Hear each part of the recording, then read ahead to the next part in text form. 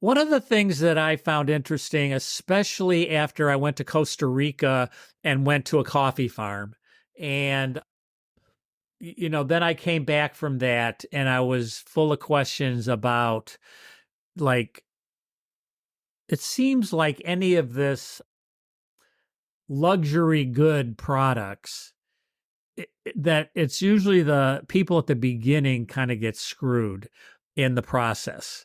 Like something is high end and there's a lot of charge, and it's like people are making the money who really didn't do the work. And I remember you talking a little bit about how when you go around and when you travel and go to farms that you're selective about how you select the farms you want to work with. So is there a part about it that's social justice piece of this?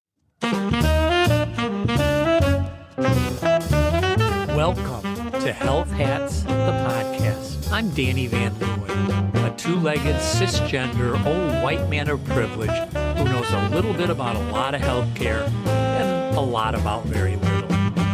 You'll listen and learn about what it takes to adjust to life's realities in the awesome circus of healthcare. Let's make some sense of all of this. Thank you. Yeah, because coffee is just very technically, I'll just say a third world product. It's generally, grown in this, band near the equator, but it encompasses, countries like Honduras or El Salvador that are really struggling.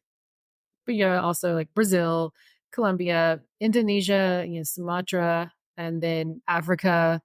Maybe Kenya is a third world, but countries like Ethiopia, Tanzania, they're places where producing this pennies for a pound of product has been highly leveraged to stay down like that. So when I work with individual farmers who you know have had some sort of opportunity to get their coffees on the map, and it could be through different programs like Cup of Excellence holds auctions in countries anybody could submit, and people like me come in, people who are in country come in and taste their coffees and recognize either their potential or how good they already are. It allows producers and importers to come in and pay more for those coffees because they want them more. On my end of it, what I see is that coffee isn't cheap.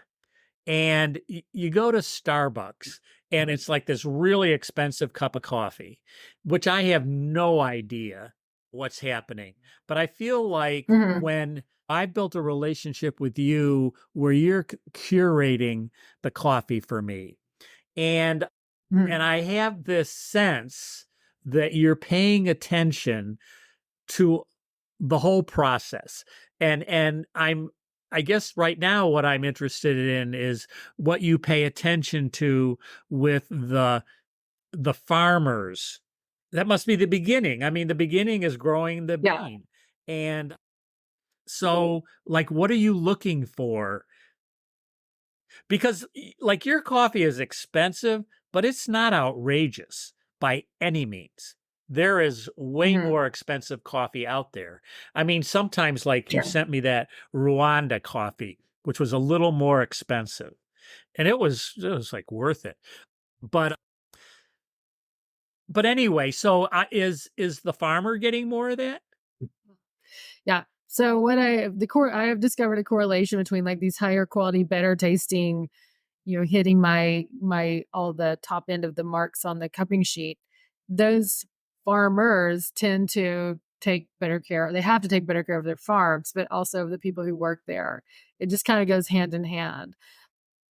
The farmers, often provide housing. A lot of times coffee pickers are just like in the US, kind of transient, and they'll move from farm to farm during harvest. They can receive housing, they can have school and healthcare and um, uh, different different aspects of their life are improved because they are in coffee. And so that farmer does have to charge more for their beans. And the market can depress what they can charge, but we've come into an era where we can pay, as fairly as needed for that farmer to have that coffee again next year, which is really, we're really starting to think about the sustainability of.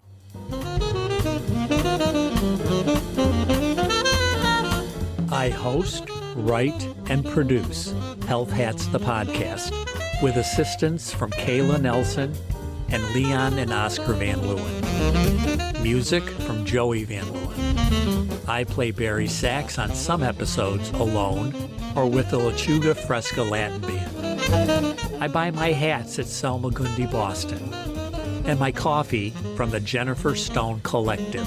Links in the show notes. I'm grateful to you who have the critical roles as listeners, readers, and watchers. Subscribe and contribute. If you like it, share it. See you around the block.